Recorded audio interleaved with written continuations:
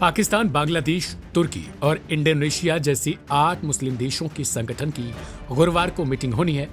यह मिस्र में होनी है और इसमें इजरायल के खिलाफ प्रस्ताव पेश किए जाने की तैयारी की गई है। इस बीच दुनिया के सबसे ताकतवर मुस्लिम मुल्क की पहचान रखने वाले सऊदी अरब ने बड़ा झटका दे दिया है। सऊदी अरब की इजरायल के साथ बैकडोर से बातचीत की खबर है और कहा जा रहा है कि संबंध सामान्य करने को लेकर एक डील भी तय हो सकती है। सूत्रों का मानना है कि सऊदी अरब ने बस एक शर्त इजरायल के सामने रखी है और वे शर्त है, यदि गाजा में जंग रुक जाए तो फिर इजरायल के साथ सऊदी की संबंधों को आगे बढ़ाया जाएगा।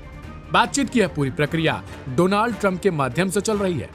यरूशलेम पोस्ट की एक रिपोर्ट के मुताबिक सऊदी अरब के क्राउन प्रिंस मोहम्मद बिन सलमान की लीडरशिप में एक प्रतिनिधिमंडल की डोनाल्ड ट्रंप के करीबियों से मुलाकात हुई थी।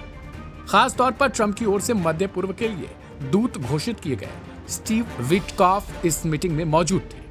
बैठक में सऊदी अरब ने साफ कह दिया कि यदि गाजा में युद्ध को खत्म कर दिया जाए तो फिर सऊदी अरब संबंध सामान्य करने के लिए पूरी तरीके से तैयार है। यही नहीं, सऊदी अरब का यह भी मानना है कि अमेरिका की ओर से फलस्तीन को लेकर एक बयान जारी किया जाए। ऐसा होने पर उसके लिए संबंधों को सामान्यीकरण करने की दिशा में आगे बढ़ना बेहद आसान हो सकता है। इस तरीके से तुर्की, इंडोनेशिया, पाकिस्तान, बांग्लादेश और ईरान जैसे इस्लामिक देशों से अलग ही राह पर सऊदी अरब बढ़ रहा है। यानी अगर सऊदी ये काम करने में कामयाब हो जाता है तो फिर पूरे विश्व में सऊदी की एक अलग पहचान बन जाएगी। उसने अब तक गाजा पर इजरायली हमलों को लेकर औपचारिक निंदा ही की थी, लेकिन कोई ठोस प्रस्ताव नहीं लाया। यही नहीं, अब संबंधों को आगे बढ़ाने की पहल से भी साफ कर दिया है कि वह गाजा की बजाय अपने आर्थिक हितों को ज्यादा प्राथमिकता दे रहा है। सऊदी और इजरायल के रिश्तों की समझ रखने वाले इसके पीछे कई कारण गिनाते हैं। विशेषज्ञों का मानना है कि सऊदी अरब नहीं चाहता कि मजहब के नाम पर ध्रुवीकरण की वैश्विक राजनीति में वह फंस जाए।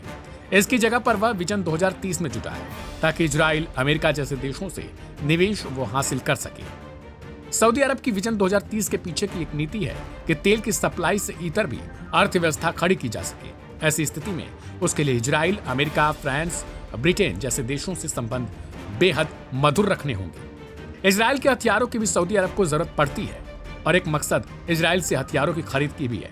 सऊदी अरब चाहता है कि वह इजरायल के मिसाइल डिफेंस सिस्टम आयरन डोम को खरीद ले। यही नहीं, बल्कि अब भी सऊदी अरब इजरायल में तैयार किए गए स्पाई वेयर का इस्तेमाल करता है। इनकी मदद से वह किंगडम के विरोधियों पर नजर रखता है। यही नहीं, कहा तो यह भी जाता है कि 2020 में अब्राहम अकॉर्ड वाली पहल के पीछे भी सऊदी अरब का ही हाथ था। वह चाहता है कि इजरायल से कड़वाहट को भुलाकर संबंध सामान्य किए जाएं ताकि देश में आर्थिक प्रगति पर फोकस किया जा सके। ऐसे में देखना दिलचस्प हो जाता है कि जब D8 ऑर्गेनाइजेशन की मीटिंग होगी उससे इतर सऊदी अरब क्या खेल खेलता है। इस रिपोर्ट में इतना ही। बाकी की तमाम अपडेट्स के लिए सब्सक्राइब करें लाइव हिंदुस्तान।